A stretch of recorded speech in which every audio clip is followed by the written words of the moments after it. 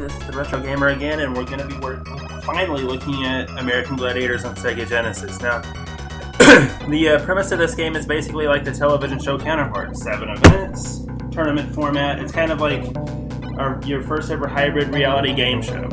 Now, as I enter my name here, the game is kind of this follows the TV show better than the NES version ever did, and as we get into, this is the tournament bracket here that you're looking at, and we're not going to look at the SNES version because it's essentially the same thing, just one event different.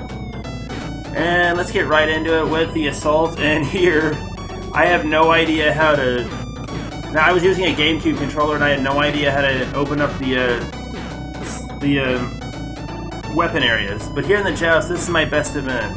But the gameplay on this game is great. It's a challenge for anyone who's picking it up for the first time. It gets easier as you go along. The music, that's my only real complaint with this game, is it doesn't even sound like the actual entrance music. Anyone who's watched the original show knows what the song sounds like, and this ain't it. It's a nice 16-bit rendition, though. Nice little 16-bit cover rendition of the American Gladiators theme as I just wail away on the Gladiator here. Like I said, this is my best event here. And I win, as I usually do. It's rare to see me lose on one of these, because I grew up with this game, but anyway. And there's your scoreboard. I was up 10-7 here. And in the wall, this is the trickiest event, especially on a GameCube controller. What you do is you press A and B to make him climb up the wall, and you guide him with the direction buttons. Now, on a GameCube controller, this whole game plays very awkwardly, but I wanted to try something different aside from my usual doing the Genesis simulator thing here. And the Atmosphere, another one of my best events, is coming up. I usually go on a rampage in this event, as you'll see at the very beginning here. Yeah, let's get the event started here, and I know what took me so long to start the Atmosphere event, but let's get the 60 seconds of Caged Mayhem going. As you see there, I scored right off the bat, and then scored again 2 times in like 10 seconds. I was on a scoring tear in this game. I knew what I had to do, and I went in and almost did it. I did score 7 times, but I had to win by 7. But with Gladiators on your tail, it's kind of hard to open up a big enough lead. With the other contender always replies back to you, which honestly I like that. I like that a lot, as it makes for more of a competitive game. You know, it's like the show. No contender's going to stay down longer than 2 seconds.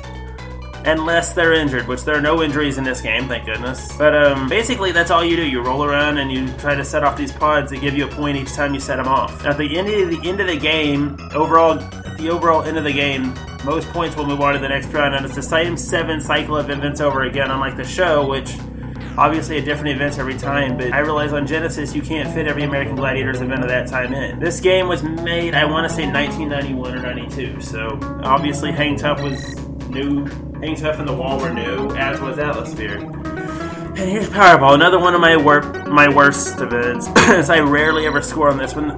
The main idea behind Powerball, as you can see, is score as many times as you can. Middle cylinder gives you 2 points, the adders give you 1. Gladiators can stop you any way they want, except in the show they cannot take you down by the head.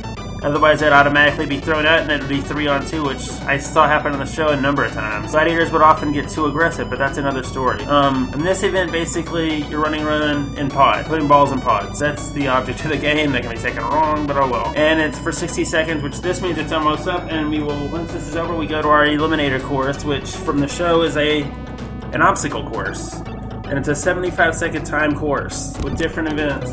And let's just see how I do here. I'm not going to obviously go on to the next round because I'm too far behind, but the Eliminator can still give you a lot of points. And in some cases, I've actually come from behind to win. I've seen opponents do it to me too, so I know it's possible. It's just not. It's hard.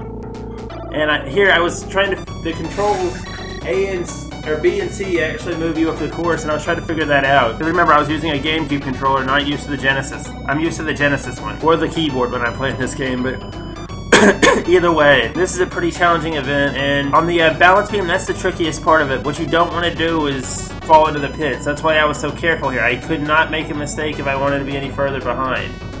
And twice, as you can see there, I almost did make a mistake of falling off.